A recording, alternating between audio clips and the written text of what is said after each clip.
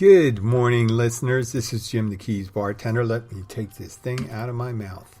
How are you today? We had a stormy day yesterday in the Keys. We had a cold front move through and high winds. Had a tornado up in, where was that? Sarasota area, something like that. Naples, Sarasota area. So, yeah, we're experiencing some, not as much as you guys up in the Northeast and the Mid-Atlantic. You know, not familiar with that. That would definitely be arduous. You got to be on your toes with snow and ice and all that stuff. Well, we are not dealing with that in the Keys right now. We're dealing with temperate weather, beautiful and sunny. That's all I have to say today. Listen, we had a very busy weekend. Whenever the temperature drops in the Keys, there is a commensurate rise in people coming in. You know, if it was rainy and windy, people don't go to the outside dining venues, and they come to our place, which is mainly indoors, or not on the water, because on the water it's breezy and cold, and people just don't enjoy it as much, it would appear. And we'll talk a little about the side effects for servers when it's busier than normal, especially at a place that doesn't do any metering. When I say metering, that's what the host stand is for. Just so you know, when there's a hostess and you walk into a restaurant, I'm going to clue you in. You walk into a restaurant and you see only half the table sat, and the hostess says to you, or host says to you, can you hold on? It'll be about 10 minutes. The reason is they have a limited amount of staff either on the floor or in the kitchen. And they know if they seat you, you have an expectation of being served. But if they don't seat you, you don't have an expectation of being served yet. Right? You get to, you can go up to the bar, you can order your drinks, do whatever you want. But nowadays, I guess in this climate of employment or whatever stage that is, people, they just have a limited amount of staffing to be able to handle that. And it's better to have them waiting to be seated than it would be to seat them and have them not being served. It's just that way. So today I did my regular routine on Monday. I am not normally working my regular job on Monday, but I do go in to do my spin class, and I did all that stuff. And sometimes I have breakfast, sometimes I don't. I just kind of play it by ear when it comes to eating. But I come home and I'm hungry, and I'm making myself a meal. My daughter's off because it's Martin Luther King Day, and she's off from school. She's getting ready to go to a mall with her friends. And she asked me about the meal I was eating, which was an open-faced hot roast beef sandwich at 10:30 in the morning. Yes. My preferred breakfast is a lunch most of the time. I'm not a cereal guy or anything like that. I'm more of a lunch dinner guy. And, that's fine. And she asked me pointedly, she goes, is it busting? And I looked at her, and I kind of knew that was new terminology. And I think they try to say, when you have an older person trying to use new lingo, it looks kind of ridiculous. So what you try to do is play along with it and say busting. When I said to her, no, I am not busting. It's not busting. And she goes, no, that means it's good. And I said, well, it means something different to me. And I said, maybe in an hour or two, I'll be busting in your bedroom.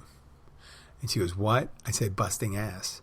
And that's what we used to say about 30 years ago, 35 years ago, when someone was flatulating or farting, to be exact. To who busted ass? Who's busting ass? And prior to busting my ass means you're working hard. And prior to that, busted meant you're broke. You're broke. You're busted. There was a song by Ray Charles, and I'm Busted. It's a great R&B song. So as Urban Dictionary strikes again, to have so many meanings. You have someone in their 70s years old right now. They go through all the terminology, but they know it is busted, meaning that they're broke. Right? And prior to being broke, I think busted meant I'm all busted up, meaning that you're damaged, injured, sick, ailing, all those things. And it's interesting when you're thinking that one word, you're all speaking English, you all understand the word busting, but you have a disagreement on what the meaning is. And literally bust, I'm about ready to bust. And there used to be bursting, busting, and bust also. If you just put bust and busting, I think it could be bust is the breast area.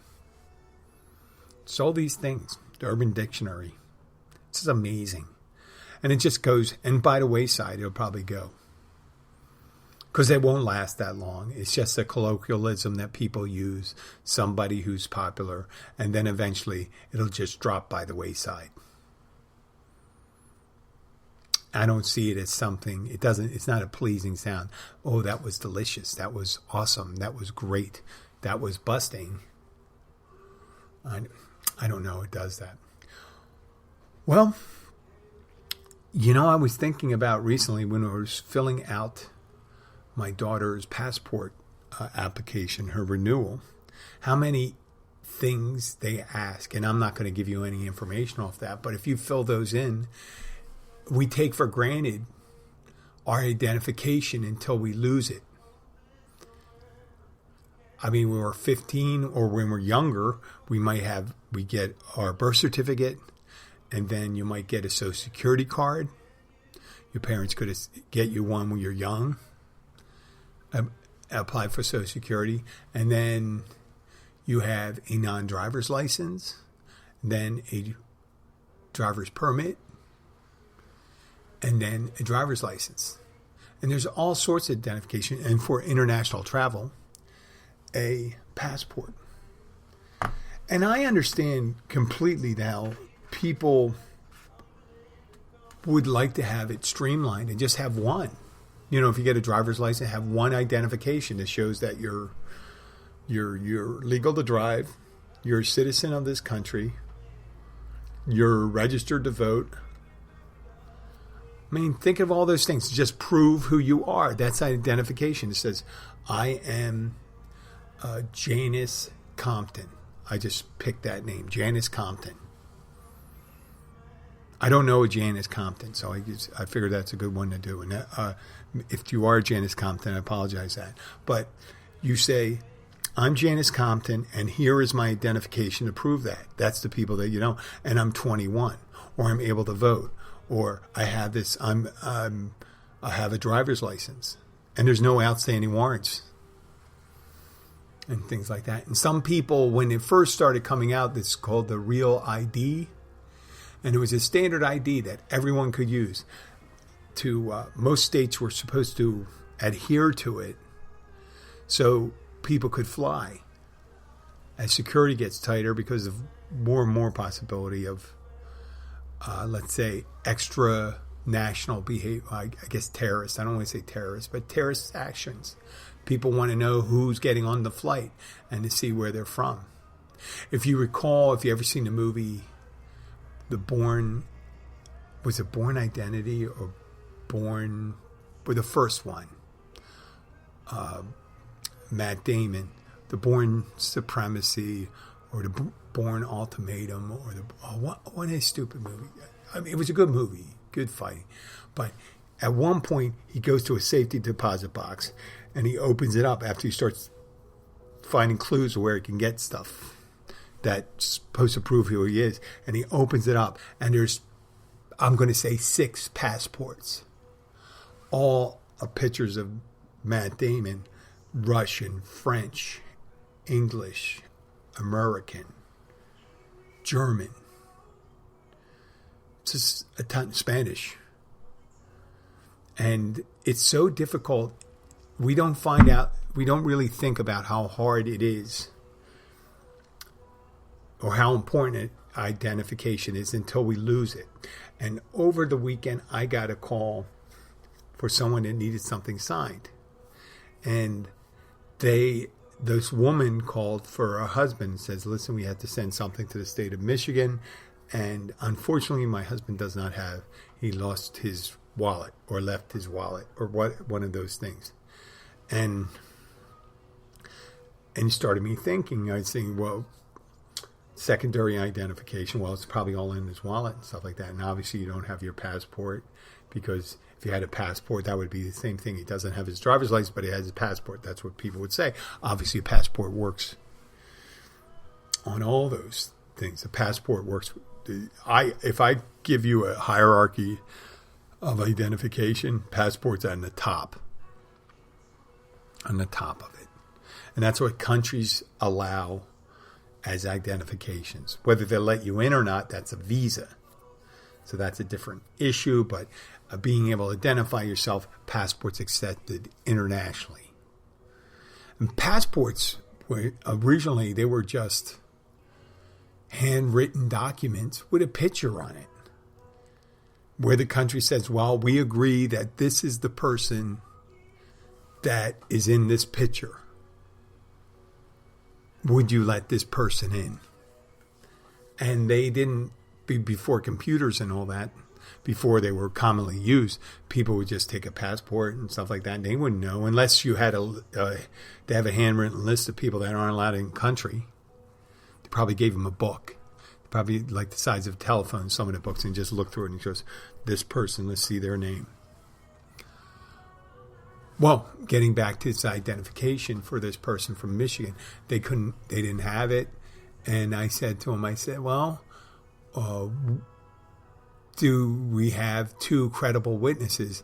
And that's people who aren't closely related or would financially gain through, whatever is occurring. If there's a business transaction or something, if it's a spouse, that's not normally a good one, because you need to have two people that are willing to identify themselves, give me their ID, and say, this is the person that they say they are. And you're pretty much making these two people liable for saying that is the person, and now they're the responsible party. They weren't able to do any of this stuff, and they were angry and they said, listen, we have a photograph of identification. And there's the tricky part, because in Florida, you're not allowed to use a photograph of an ID unless that's the one they have, if they have a legitimate, I don't know if a state issues, a state can accept a photo ID that's digitally presented. But if it's not accepted in the state you're getting it notarized, which is Florida, it's all for naught. And they said, well, what would you done if we had a license? I said, I'd take a picture of it. But that would be proof I physically held the card, and then I took a picture of it for the information, for my documentation. And she said, well, couldn't you just accept the photo? And I said, nope, can't do it in Florida. And then she goes, who else can I see? I said, well, what you'll be doing is you'll be attempting to circumvent the Florida rules by doing that. I cannot stop you from doing that, but you can, I understand what you're doing. And she goes, oh, you're going to, I said, no, I'm not going to. I don't know who you are. There's no one to report. You're getting it done in Michigan. That's the part. If someone found out they didn't have an identification, it's not the person you just accepted a photo of a driver's license, and they could take away your whole commission. But it's interesting. And with passports, when you're applying for passports, they ask for things like, yes, you're going to have present a birth certificate, a driver's license. Initially, when you have your when you get your first passport, you got to present these items. And you have to have your social security number and the state you were born in. And then they'll ask you the name of your birth parents and what the maiden name of your mother was and their birthdays. And they're guessing for, especially renewal, they're guessing for that people won't have all these items handy, but you can have them handy. How hard would it be to get a passport in someone else's name? If you're caught, that would be, you might have a real problem there, stuff like that. But it's really, if you think about it, there's people sitting around that have, in the United States, that have no identification. Let me repeat that. There's people that are in the United States that have no identification.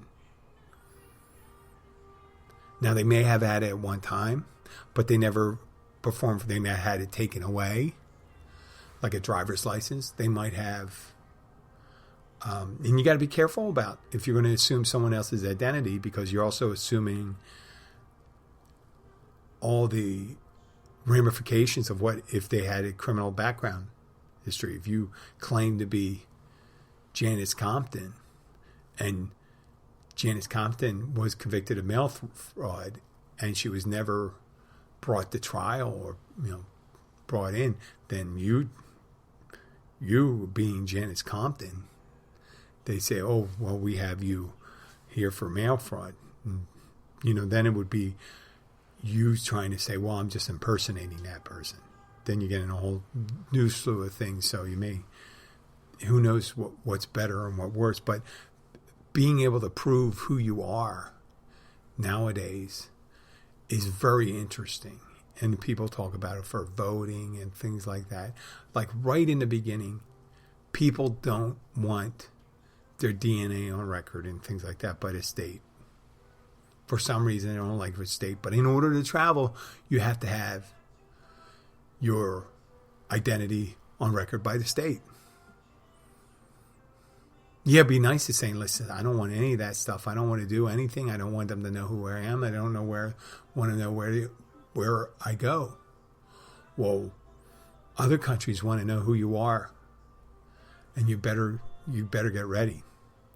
And it's a long process for it. If you never applied for a passport or you've never tried to take a trip, it was about 8 years ago when we were ready to go on a trip, and my wife's passport was expiring in 5 months from the date we were leaving, and she was going to be back in a month from the less than a month, about a month from the time we were leaving. She was going to stay over. But at the time, Europe or the European Union required that anybody coming in should have 6 months left of eligibility on their passport. So on the day we were about to leave, the ticketing agent said to us, hey, you don't have enough time on your passport. We can't allow you to board. So we had to go and scramble. We ended up going to the central location, Miami. Miami being a big enough city, they had a State Department area where you can go and apply with emergency. If we had like 2 more hours, we might have been able to get it renewed, because it was just a renewal, and it was still a good passport. It wasn't an expired passport. You do it. We just go and say, this is the person. This is your passport. Please just, we're leaving right now. And they would have been able to do it. They almost would have, but it was just a little tight. So we had to, what we ended up doing was staying overnight. We rescheduled a flight and left that day. So it's very important to keep that identification handy. I just was watching the news yesterday or this morning in Miami. They showed someone breaking into a car, stealing a wallet, an unlocked car, a wallet, and a woman's passport. And I go, wow, just randomly taking someone's passport.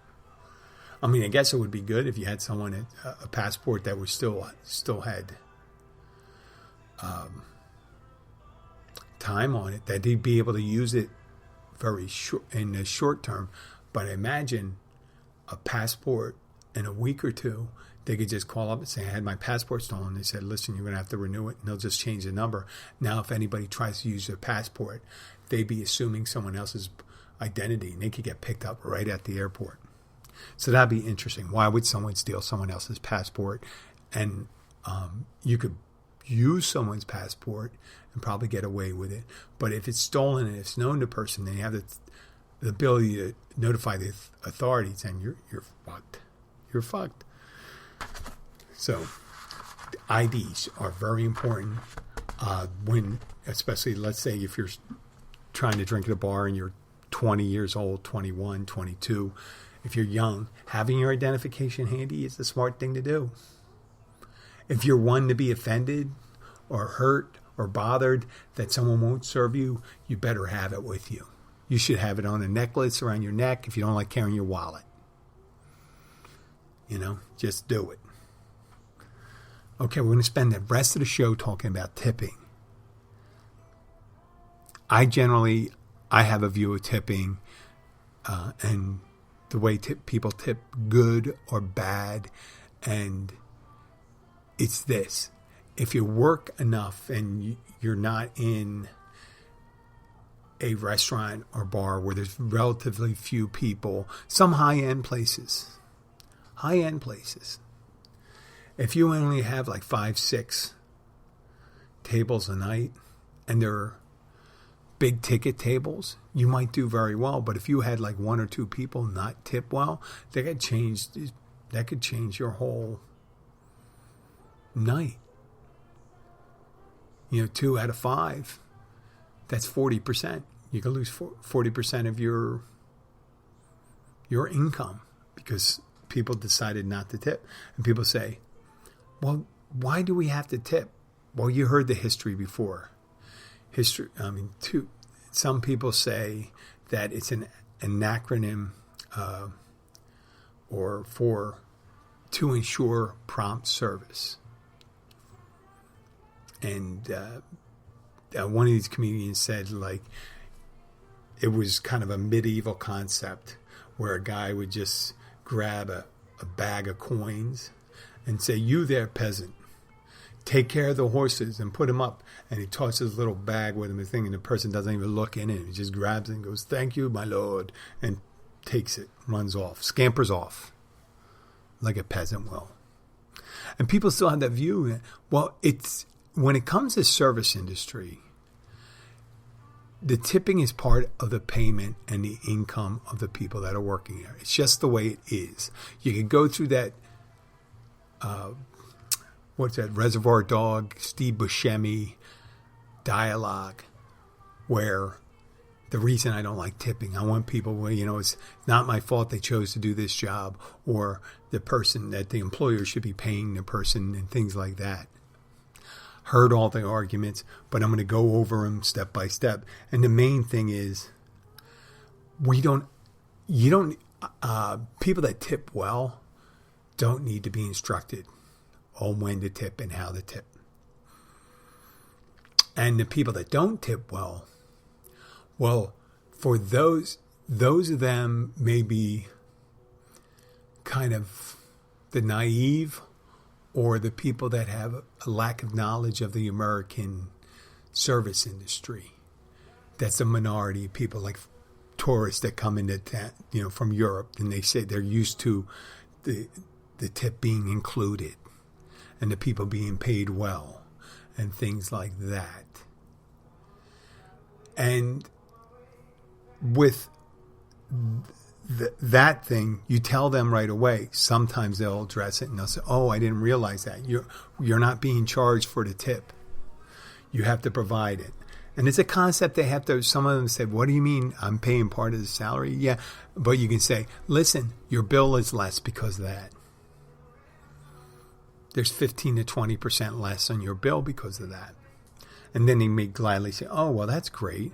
And that means you can oh, so if the service is really good, I can, maybe I can leave a little more because this is what I'm paying. So, if you educate people like that, there's no problem. But then there's these other ones. And it comes down to they're just cheap and they don't pay any more than they have to. Okay? That's it. And they think the employer should pay their employees a living wage. But I don't want to be paying more for my food. Oh, really? Well, where's that money supposed to come from? It's not my problem. Well, yes, it is, because there won't be any service. There wouldn't be a restaurant. You wouldn't be ordering food right now if we didn't sort this out. And let's say everyone gets paid, and people say, well, that would be the easiest way. Just say everyone gets paid $15, $16, $18 an hour. Think of any job that has no incentives, no chance for advancement, no chance to increase, and you're just going to get $15 to $16 an hour. And you may get a raise and things like that. You may get a raise, but there's always going to be the top. The top will be like $16 an hour, $17 an hour. That's it. No tips on top of that. We urge people not to tip. That'll be what the employer say. Well, because we pay you, we tell people they don't have to tip because we pay you a living wage. Well, then what is the incentive? If you're going to get paid, if you get 3 tables an hour and you just do it, you take care of the 3 tables. Well, if it gets really busy and you got to pick up 6 tables, and you say, well, service slowed down a lot. And the person seems to be doing the same amount of work that they do for 3 tables that they do in 6 tables. And they go, well, there's no reason for me to work any harder. I get paid $15 to $16 an hour. Why should I bust my ass? It's not going to change the bottom line. Well, what about your pride in your work? My pride in work? Yeah, I understand that. But, I mean, if I work real hard, stuff like that, I'll be tired at the end of the day. And I got to save a little energy because I have plans. Think of that DMV. How long the lines get there. People don't speed up at the DMV because there's a lot of people in line. They just go at their own pace. And then when it's closed, it's closed. Come back. Come back again. Come back and get another day. Still work and you rush no more. You don't get any extra dollars. Okay, well, how about the people say, I tip, but I want to really get return for my tip. I tip. What I do is I put out, now this one practice, I haven't realized that I've seen it. I've seen money on tables before, but I've never known that it was exactly done for this reason. But I heard it several times. And you'll take a certain amount of money. Let's say it's $5 bills. 5 $1 bills, and put them on the edge of the table. And the idea is, depending on the quality of service, they can either leave the $5 there, or they start taking $1 away if they don't get their, they don't get their order right, or they don't get their drinks refilled, or they don't feel the person's being polite again, and they start pulling it back, like it was a bet. Like it was a bet. You say, well, listen, I'm not willing to bet on this person anymore. Well, that I can tell you right now, it's just a dickhead move.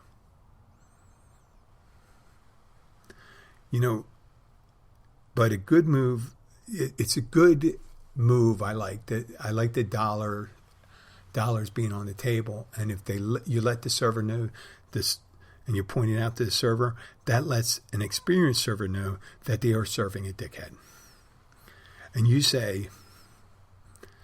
may say, well, I'm not a dickhead. I'm just doing it. Well, yes, you are. You're unequivocally a dickhead for doing something like that. Or the person says 15% for service it goes down. Oh, I never leave more than $5. That's it. I don't care if it's a $50 bill or a $100 bill. I leave $5. That's someone that's either too stupid to know about percentage, what 15% of $100, which is the easiest one, 15% of $100, $15. A $50 hat, that is $7.50. And if 15% is for an exceptional service and you work your way down from that, you're back to the dickhead category. But the happy news, the good news is bad tippers are a minority. And even smaller are the thieves, the people that try to run out on the checks. I start lumping them in because you start losing money when you're dealing with both of them. When someone, fortunately, if someone runs out on your check, if you're working in a place and you're supposed to keep an eye on your table, I would just say nope. If the table gets up and leaves, and I'm in the back doing something like that, I won't be responsible for it. And if they try to do that, I would just go and say, nope, it's not, it's one of those things. This, as a business owner, you should have things in place. Yeah, if you're there and the person walks out with paying the bill when you're there, maybe you're somewhat responsible, somewhat. I don't think your job is to collect money from people. It's to drop checks, take payment, but not forcibly take money from it if you're a server. I do it, but that's out of joy. If someone tries to leave, I love trying to catch up. I only had, in the last 14 years, I only had one person do that. And tip stealers, there's tip stealers, people that take tips off tables and take them off bar and take, they're the smallest amount. But usually that's a minority. But they have the biggest impact. People think about it. They think bad tippers. Bad tippers are generally the exception to the rule. But you got to work with them. And it sucks. Now, if you're any of these, most likely you know. But some bad tippers don't know. Some bad tippers is possible not to know. And I thought maybe if you're listening to this, you might be, if you're one of the few that don't know you're a bad tipper and you've just never been blessed with any skills with math, and you need to have some evidence finding, you say, well, how do I know if I'm a bad tipper? I ask people, and they say, well, sometimes they go, oh, well, you're not a big tipper. They may say that. You just say they don't answer a question. If they come back and say, no, you're a great tipper, then you're a great tipper. If they come back, several people say it. And not if you're scary and you're threatening someone. I'm talking about you got to be forthcoming. You got to allow them to be forthcoming. But if you really don't know, there's the thing. Is there a local place you go to on a regular basis? If there's a local restaurant or bar that you go to, and you're not related to the people there, and you're not close friends, but you frequent there. If you come in and people greet you with a smile and they seat you and do this and do that, and they, none of the, it looks like the servers are quick to come and say hello to you and things like that, chances are you're a good tipper. But if it takes a while, and people, you don't always get the same person, even though the same person's always there, but they're saying, it's not my turn, you can have them this time. Chances are, and say, oh, they're so good tippers, I'm going to share them with you. No, they're avoiding you. They're avoiding you. If there's always a different server and there's not a big smile and stuff like that, the answer is you are not a good tipper. And you're most likely better suited for places like the Golden Corral, which is a buffet, and buffets of all sorts you should go to. That's perfect for you. I mean, you should be tipping them on your drinks, but then again, you already know that you're a bad tipper, so. And you should move around frequently. You're a big tipper, you should never go to the same place. You got to go like every other year. But if you're such a bad tipper and you get a big bill and you do it, they may remember you for years. They may have a picture of you and say, listen, this person's horrible. They don't forget. They don't forget. It's just one of those things. If you are a bad tipper, people remember it and they're more likely to not seat you as quickly, not run to your table and things like that. And you say to me, Jim, if you're very professional, you treat everyone the same way. He says, listen, you don't encourage someone that hurts your bottom line to keep on coming back. You really don't. Sometimes the owners of restaurants say, you got to treat everyone the same. You got to treat everyone the same. Someone said it to me. I treat everyone the same whether they treat me poorly or not. I said, no, I disagree. It's just the way of the world. It's until things change, until there's incentive, until people say, well, listen, this is what we're going to do in a hybrid system. Every check we pay you, now we fold in your hourly wage. Let's say it's a good one. Let's say it's $25 an hour. Good one. But you also get 3 to 5% of the check. Commission on the check. And then you start saying there's an average check of the day and there's your check, and you end up getting higher checks and things like that. There's all sorts of ways to incentivize it without having people have to shell out the money. And all they have to do is be a little creative, because incentivizing treatment is the best. Because there's some tables that are just horrid. Because generally someone who's very disrespectful to you will not be a good tipper anyway.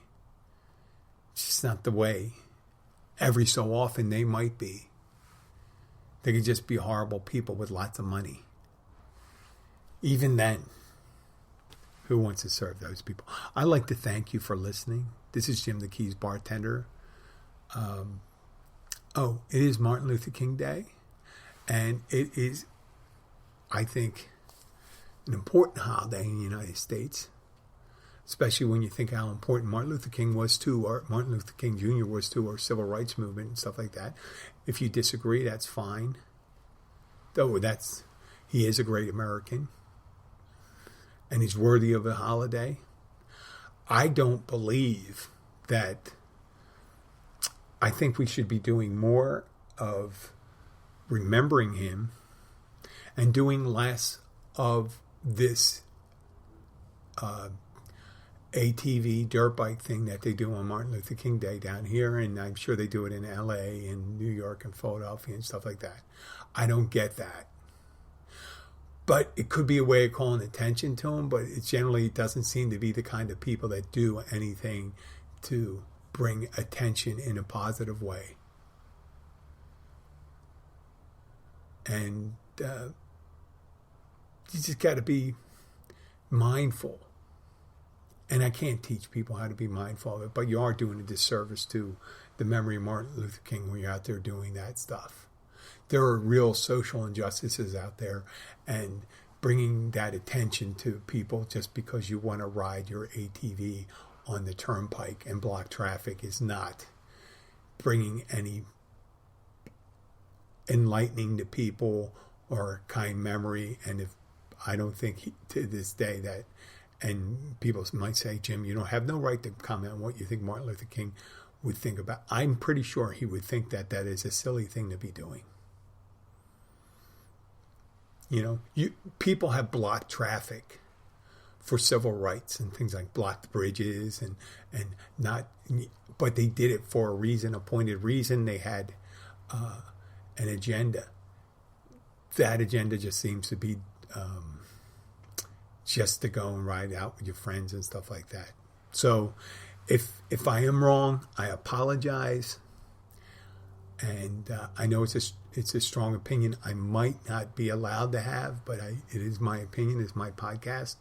But I'm wishing all of you Martin Luther King Day, hoping the dream still has a chance of coming alive or becoming real. Thank you very much. This is Jim the Keys Bartender signing off. Goodbye.